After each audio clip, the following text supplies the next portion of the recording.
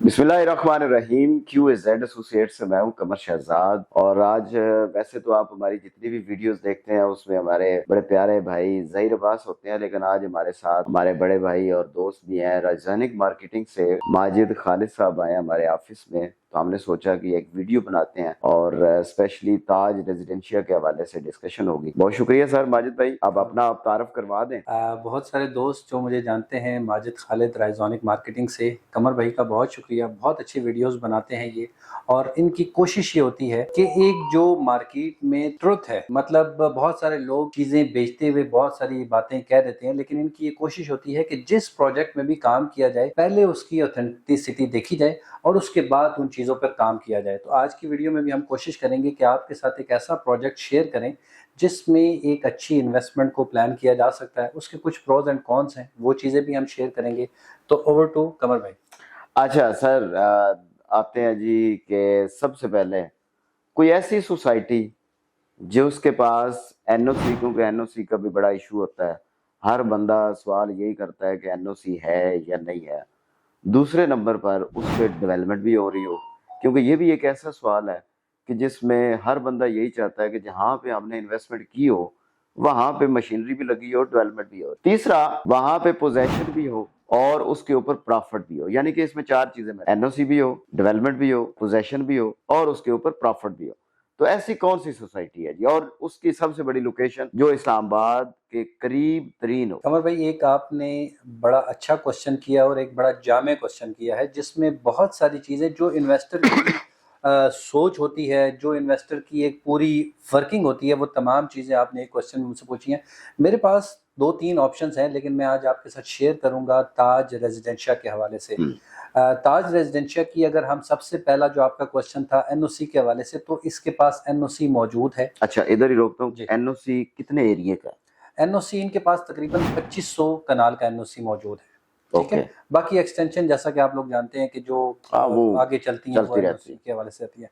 Second number पे development के हवाले से कुछ इसमें चीजें हैं, मतलब इसके काफी सारे ब्लॉक्स हैं। उन ब्लॉक्स में से कुछ ब्लॉक पे डेवलपमेंट हो चुकी है, फैमिलीज रह रही हैं। कुछ ब्लॉक्स ऐसे हैं जो स्टिल अभी पोजेशन फेज के करीब हैं।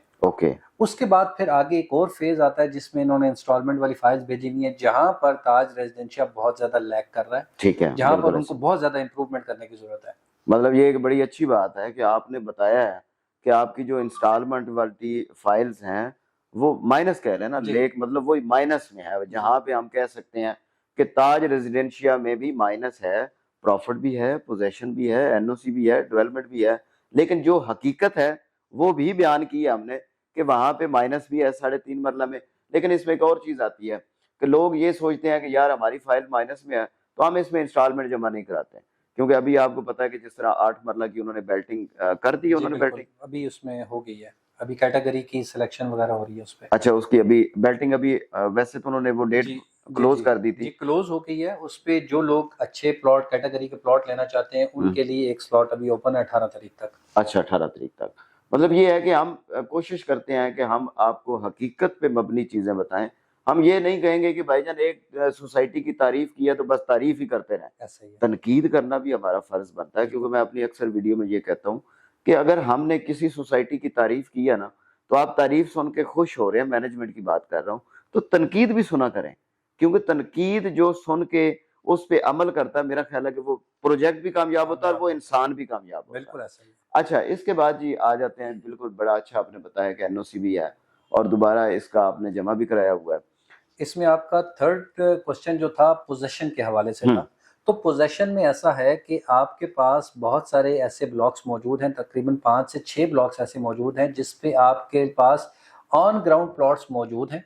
आप डे फर्स्ट से अपनी ड्राइंग्स बाय लॉज के मुताबिक करके आप अपनी कंस्ट्रक्शन वहां पर कर सकते हैं, और उन पे लोगों ने, आप कह लें कि तकरीबन 30-35 लाख रुपए वाला प्लॉट आज आपको 65 से 70 लाख रुपए में मिलता है। तो आप अपनी कैलकुलेशन खुद कर लेंगे, तकरीबन 2 से 2.5 साल का मैं आपको मतलब ये उनको अगर उन्होंने 35 लाख का लिया है वो उनका प्लॉट 70 लाख का है, और उसके साथ जो उसको एडवांटेज मिल रहा है कि उसका प्लॉट पोजेशनेबल है, वो घर भी बना सकता है। बिल्कुल ऐसा ही है, जबरदस्त, बिल्कुल ऐसा ही है। अच्छा, इसके बाद लोकेशन की मैंने बात की थी कि लोकेशन इसकी अक्सर वीडियो में आप सुनते भी रहते हैं कि ताज रेजिडेंशिया आजकल तो سوشل میڈیا کا دور ہے, آپ نیٹ پہ جاتے ہیں, آپ تاج ریزیڈینشیل لکھتے ہیں, گوگل میپ آپ کے سامنے اوپن ہو جاتا ہے, آپ دیکھ سکتے ہیں کہ اس کا کشمیر ہائی وے کتنا دور ہے, ٹھلیاں انٹرچینج کتنا دور ہے, کس سوسائٹی سے کتنا ہے. لیکن پھر بھی آپ کائنڈلی اس کا ذرا بتا دیں. دیکھیں اگر لوکیشن کی بات کی جائے تو میرے نزدیک جو میں 7-8 سوسائٹیز کا کام کر رہا ہوں ان میں سے دی بیسٹ آپشن میرے پاس یہ تاج ریزیڈینشیا ہے, کیونکہ اگر ہم اس کو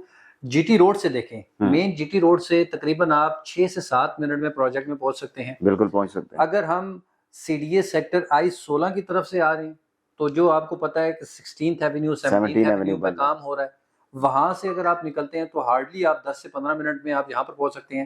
اس کے بعد اس پروجیکٹ سے آپ پنڈی کی طرف موو کرنا چاہیں یا اسلام آباد کی کسی بھی ڈیسٹینیشن میں موو کرنا چاہیں تو وہ 20 سے 25 منٹ کی ڈرائیو پر آپ 360 ڈگری جو ہے وہ موو کر سکتے ہیں. مطلب آپ نے موٹر وے پہ آنا ہے, موٹر وے پہ بھی آ سکتے ہیں. یہ تو اور ایزی ہو جائے گا جب 16 اور 17 ایونیو بنے گا تو آپ کا کشمیر ہائی وے بھی قریب, آپ نے اسلام آباد ٹول پلازا قریب, موٹر وے قریب. اس میں جو انسٹالمنٹ والے بلاکس ہیں, جو زمینوں کی خریداریاں ہو رہی ہیں, جو بہت سارے لوگ کہتے ہیں جی کہ ان کے پاس زمین نہیں ہے, تو یہ ٹھلیاں کی طرف بہت ساری خریداری ان کی ہو چکی ہے.